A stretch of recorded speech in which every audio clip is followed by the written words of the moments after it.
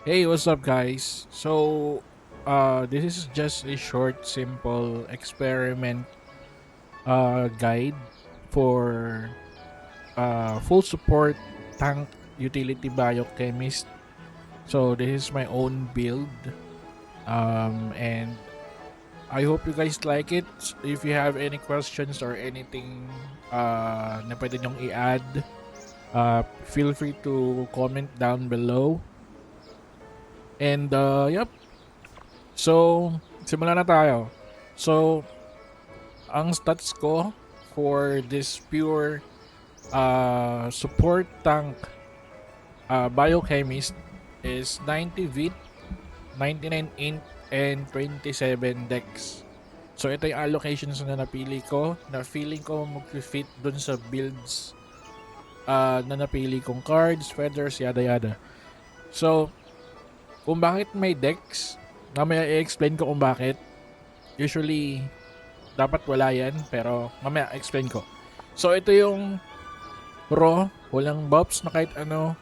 PDEF is 5.3, 17 MDEF. P damage and magic damage reduction is ito, 148, 74% sa magic damage reduction. Okay? Pwede nyong i-pause kung gusto nyo.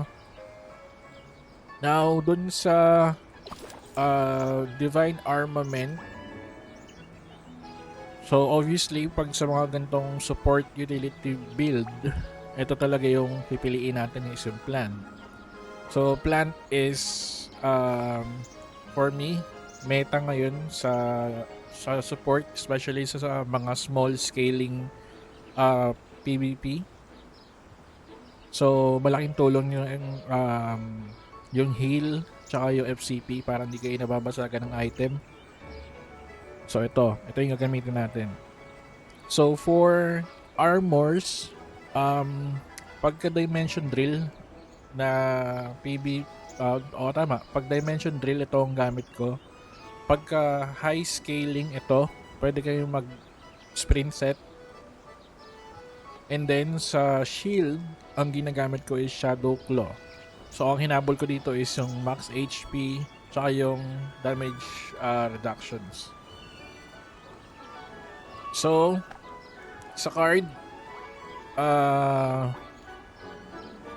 sa headgear ko, I think ito na yung pinakamagandang card.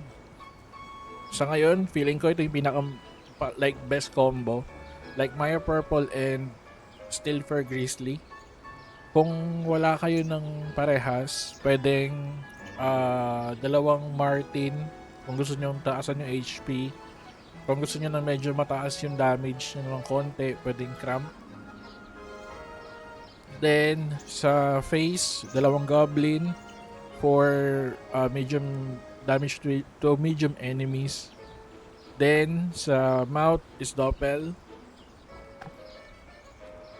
Tapos sa back is Drake for P damage reduction. And sa costume, ang pinakamaganda daw sa costume is Baphomet. Parang PvP damage bonus yata yan, tsaka damage reduction. Then sa weapon, so ang purpose ko kung bakit dalawang Requiem yung pinili ko, kasi manggugulo lang talaga ako sa stacking. So ilang talaga ang main role ko. So magbibigay ng fear sa kalaban. Hindi ako killer. So again, this is a full tank support utility build. So ito yung gamit kong card. Kung pwede rin kayo mag-marina. Ito usually yung ginagamit ko, pinagpapalit-palit ko. Pwedeng dalawang ganito. Kung gusto nyo blind, pwedeng stun, pwedeng silence, or pwede actually isa na ito tsaka isa na ito. Depende sa inyo kung trip nyong status ailment. Sa shield, which is yung standard, Tara Horn. Pwedeng dalawang Tara, pwedeng dalawang Horn. Depende na sa trip nyo. Dito, actually sinusubukan ko lang tong Dark Frame. Hindi ko pa actually alam kung anong itsura ng character pag na-petrify. Ito ang gamit ko nung una, yung na-frost. Kaya ako naglagay ng ganito, pang ano 'to, counter sa mga sniper, sa mga assassin para hindi ako ma-burst. Hihinto sila ng konting segundo, 1 second. So 'yan, feeling ko alam ang pagkakaintindi ko kasi sa Petrify, alam mo yun kung nagra-Ragnarok kayo, yung 'pag na stone curse, parang hihintayin munang mag-block yung character bago matanggal yung Petrify. So, feeling ko ganun, sana ganun din dito, pero hindi ako sure kung same effect. So, ito, susubukan ko to. Kung effective, sabihan ko kayo. Then, sa cloak, 2 Raedric. Kung wala, 2 Choco or Baphomet Junior, dalawa. Kahit level 10 nyo lang parehas. Then, sa boots, pwedeng 2 Moonlight, isang gold, isang red. Kung ayaw nyo ng isang yung illusion, pwedeng Verit or Sohi. So, mas prefer ko yung Verit. Trip ko lang. Then, eto, golden foot ring, pwedeng golden foot ring or necklace kung gusto nyo mas mataas yung HP. Pinili ko kasi golden foot ring para medyo may konting heal ako sa kampe. So, syempre, hindi mawala yung horong. Wormtail, ito, pansamantala lang to, dapat spore yan. So, since na wala pa akong extra na spore, ito muna. So, ang kinuha ko lang dito is yung P damage and magic damage reduction. Then, sa kabila, yan, 2 spore. Okay. Then, sa enchants, sa headgear is, ito, pinili ko lang to. Actually, again, guys, experiment ko lang to ha. Naramdaman ko kasi yung kunat ng character ko dito, kaya ito yung ginagamit kong enchant ng headgear. Usually, sinasabi ng iba is attack. But again, yung build ko is not to damage the enemy.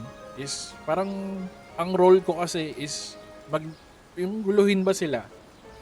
Again, ang ginagamit nating card is status ailment, fear, silence, stun, blind. So, tatanggalin lang natin yung mga skill nila na yung tatanggalin yung mag-i-debuff para may chance yung mga kampi nating ma-stun or ma-burst. So, yun yung main goal ng build na to. Hindi para mang-burst ng halaban. Then, sa face, going on sa face, eto hindi ko alam kung bakit. Sobrang malas ko dito sa face. Level 3 pa rin siya. Ilang beses ko na itong sinubukan. Umabot na siya ng level 27. Never ako nagkaroon ng level 4 dito. Dito, improve PDEF din. Ito yan. 4% PDEF. Then sa armor, dito medyo tricky. Pwedeng vitality boost, pero yung enchant niya crit rest. Or kung gusto nyong kontrahin yung meta ngayon, dahil ang meta ngayon is mga critical like sniper, gunslinger, assassin, pwede yung i-pure crit rest, like crit rest nakalagay dito, tapos yung small enchants niya is crit rest din. Kasi alam ko sa armor lang yung merong crit rest, wala siya nung P damage reduction katulad sa shield. Ayan, ang kinuha ko dito is P damage reduction. So 12% yan. Tsaka sa boots, alam ko kasi wala ring meron. Pero ito lang yung alam ko na may anti-P damage. Alam ko sa armor, wala siyang anti-P damage. Wala. Tsaka sa cloak, M damage lang.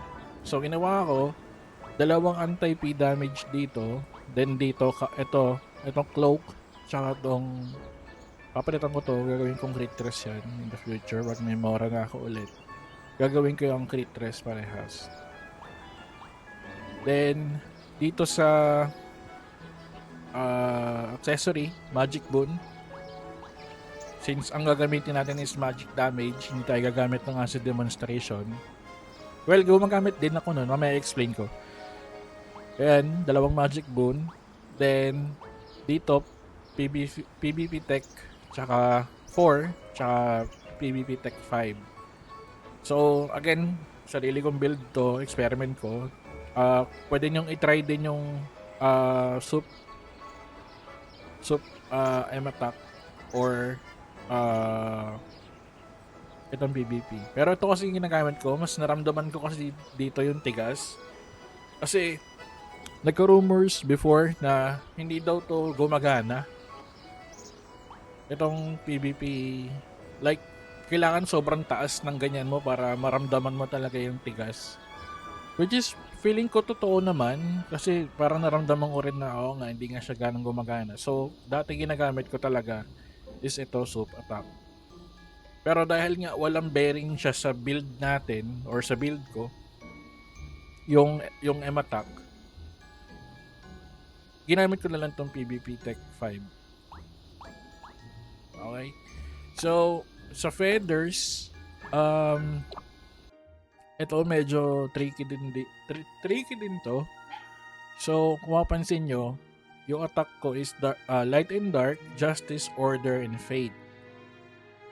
So, kung bakit ko napili yung fate, kasi alam, sa pagkakatanda ko, ang 1 int is 1% MDEP? Yeah. So, each point of int, you gain grants base attack 1.5 max SP plus 1% MDEP. So, since na medyo lumalakas na rin ngayon yung mga Sorc, binabuff na naman sila. Kaya int yung napili ko. Well, wala naman ding ibang choice bukod dito. Kasi ang alam ko, strength, dex, and int lang ang meron. Aside from mix feathers. Ito, alam ko tong glory dex. Ito strength, ito int. So sa mix, ang meron lang is grace and justice. So kinuha ko yung justice kasi PDEF. Ito hindi ko masyadong kinuha kasi ayokong magpataas ng HP ko, so ako lang magpatigas. Pero kung low-key spender kayo, pwede kayong magganto yung order. So far ako, pina-practice ko siya slowly in 7. Kasi to, bala kong palitan din to in the future. Inisip ko kung gagawin kong 4 na violet. Or para ma-focus ko lang tong itong dark feather. Kasi itong light, ang nagbe-benefit ko lang dito is yung PvP damage reduction. Ito lang, itong dalawa. Itong sa baba, hindi walang beneficiaries yan sa akin. Then sa defense, ito Knight, Terra, Divine Nature, Soul. So lahat ng raw, PDEF, MDEF, kinuha ko, tsaka HP. Ito, yung kinuha ko lang dito is PDEF, MDEF. Kung gusto nyong medyo extreme feathers, pwede nyong palitan to. Lagyan nyo ng dark. Pero for now, dahil mababa pa yung feathers ko sa dark, ito muna, since mataas naman yung night ko. So same lang yan. Same feathers. And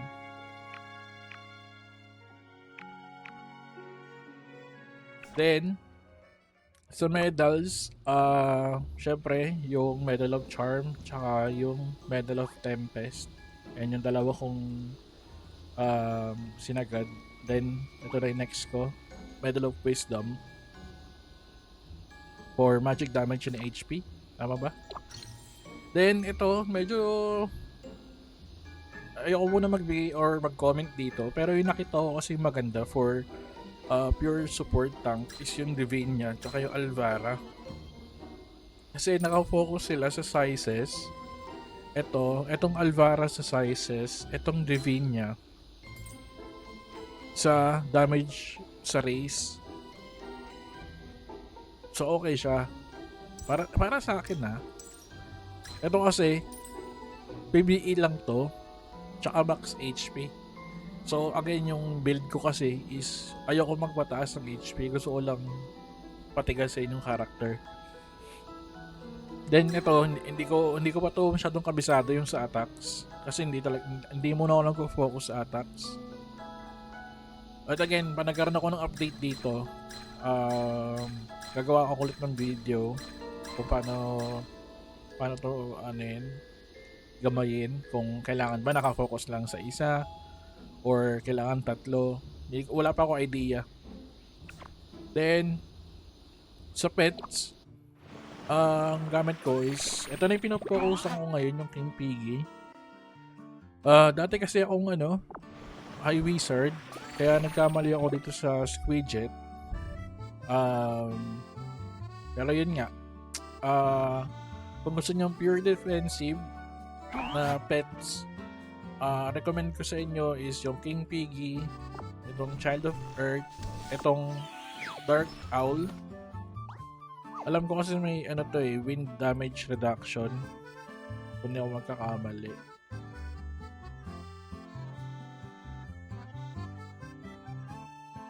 Basta alam ko mayroon to damage reduction. Wala yata. Saan ba yan? Medium.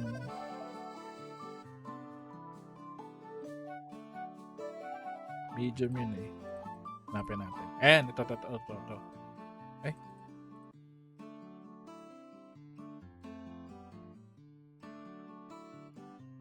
Basta alam ko ito yon. May wind something reduction to.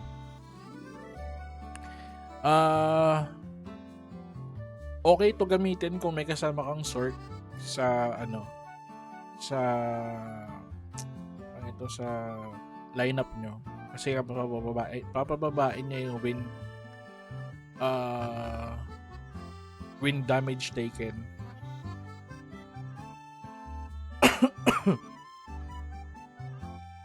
Yun lang. So saan ba? Sa mount, sa traits, yun nga, dahil nga dati akong High Wizard, well, originally ang talagang job ko is Gypsy. So siguro mga first month nasa 400, 500 na to yung Clever tsaka Lovely. So dahil nagpalit ako ng job, nag-glass cannon kasi ako ng High Wiz, hinabol ko yung Brave tsaka yung Charisma. So ngayon, bumalik na naman ako ng defensive. Feeling ko hindi ko na to aanuhin kasi sayang na yung Wild Kiwi ko eh. Feeling ko aning ka na yan, as is na yan. Tapos, yung sa heal, kung bakit ako naglagay ng Dex, para lang maging 0.9 tong Bio Cannibalize.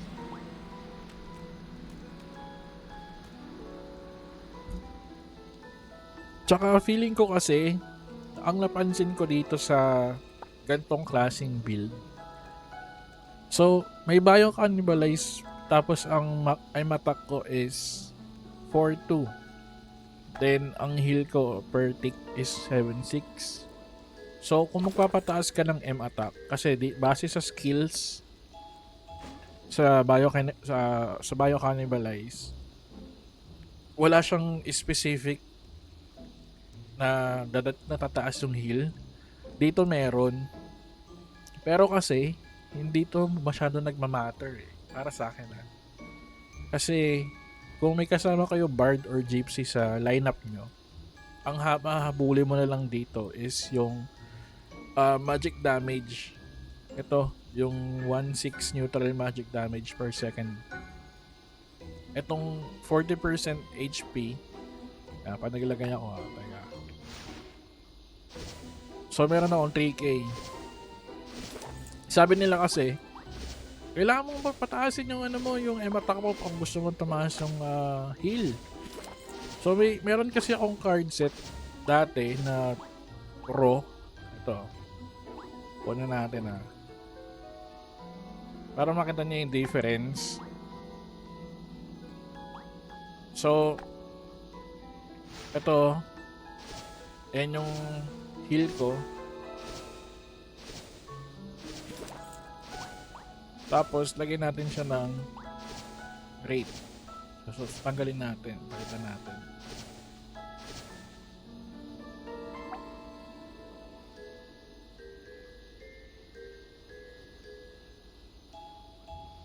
So pati sa headgear,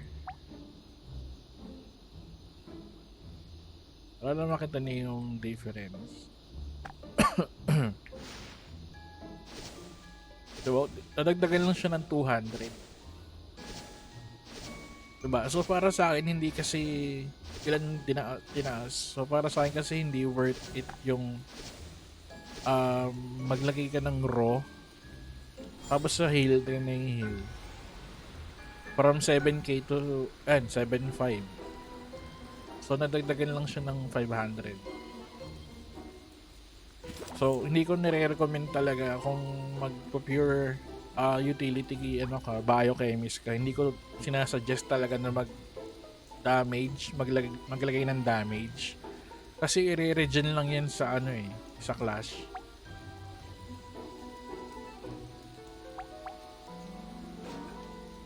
So kaya ang ginawa ko is yun talagang mangungulit lang talaga ako sa stacking. Yun lang talaga yung magiging role mo as a full biochemist support.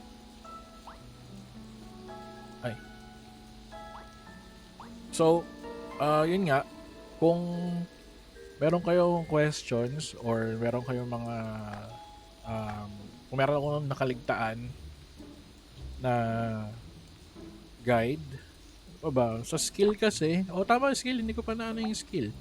So sa skill, lahat ng passive sa first job, and ito, weight limit, cart modif, OCDC, tapos dito, kunin nyo lang to.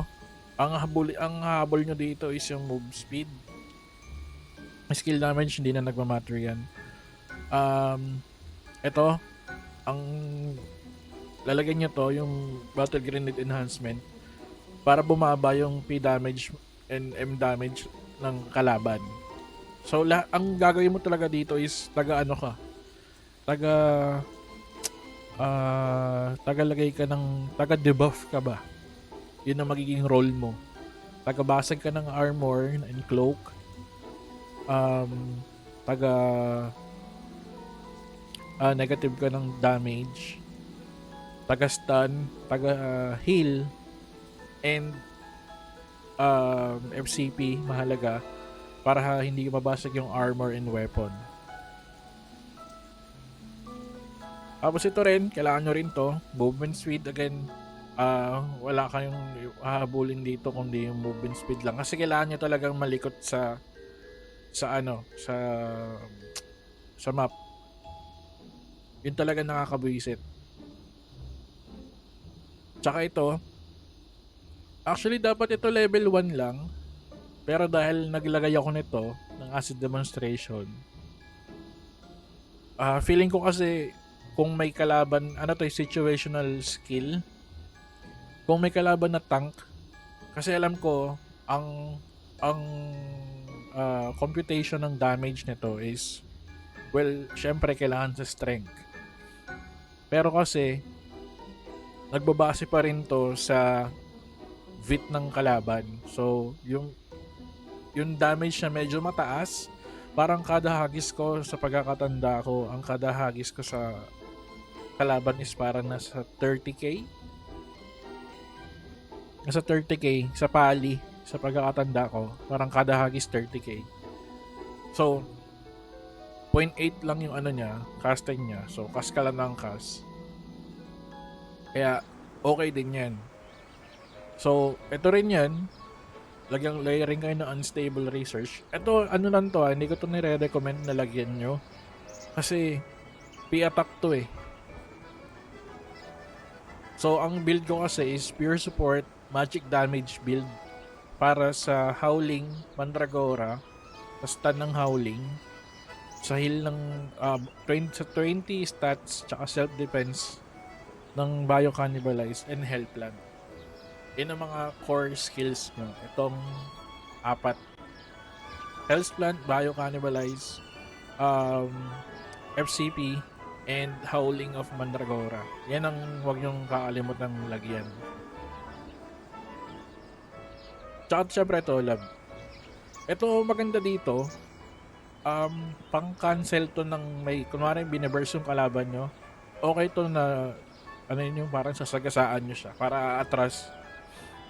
Parang parang may mini stun siya na ano eh, parang 0.5. Yun. Tapos sa ano, ito pa pala nakalimutan ko. Sa guild, skill, HP tsaka def. Yan. Ano ba? Pero ba ako nakalimutan?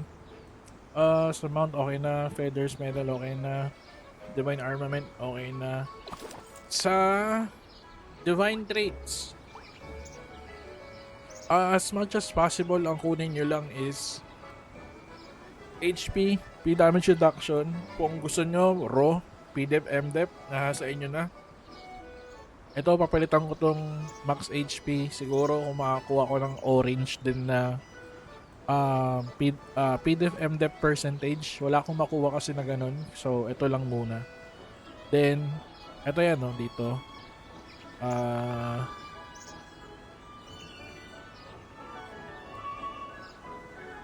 Yan.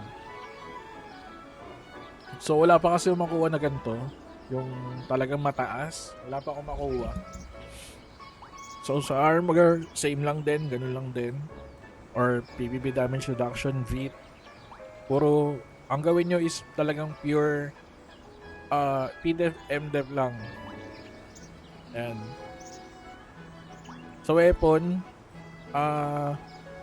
actually, kahit wala nang ignore MDEF tsaka tong PvP damage bonus tsaka tong M-attack, kunin nyo raw stat dito.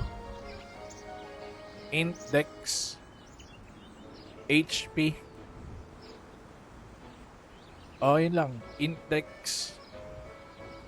HP, tsaka actually yun lang eh. Int, Dex, HP, or ignore MDEF siguro. Or PvP damage bonus. Kasi again, sa build na to, experiment ko lang to guys. Hindi nagmamatter talaga to lahat. Etong int lang nagmamatter dyan. Para extra damage sa ano, dito. Kasi ang computation ng Hell's Plant, hindi siya sa M attack mo eh. Sa magic damage percentage. So, ayan. Increased magic skill damage. Ito kasi raw, ano to eh, raw, tataas yung magic damage output mo. Pero, ito kasi wala siyang basis sa, correct me if I'm wrong ha, ang basis kasi nito is magic damage lang. Ang nagmamatter lang sa Hell's Plant is yung heal. Yung 40%, 40%, restoring 40% times M attack HP per second. So, kaya, itong build ko na to, pure magic damage lang talaga siya. Pero hindi ako naglagay ng sobra-sobra. Kasi again, hindi naman tayo killer. Parang syempre, konting cheap shot lang sa mga small scaling na na PvP like Dimension Drill. So, mga 5v5 yan, doon magiging effective tong gantong klaseng job. Pag siguro sa mga large scaling like Guild League, medyo gagawa ko ng separate video doon. If ever, bigyan ko ng konting update sa cards. And yun lang. Thank you sa panonood. If ever may questions kayo or gusto nyo i-clarify or idagdag, just comment down below. And kung di ka pa nakasubscribe, subscribe ka na, tol. Tsaka kung gusto nyo makita yung yung kunat ng itong character nito, may upload ako dun sa pinaka last kahapon lang ya. Oh, ngayon, tama, kahapon kasi Tuesday na ngayon, i-record ko to. Kahapon, Monday, Dimension Rail. Makita nyo dun kung gaano katigas yung character. Same lang, wala akong binago dito sa gantong ko. Stats, skill lahat, wala akong binago dyan. And yun lang guys, maraming salamat sa panonood and see you sa next video.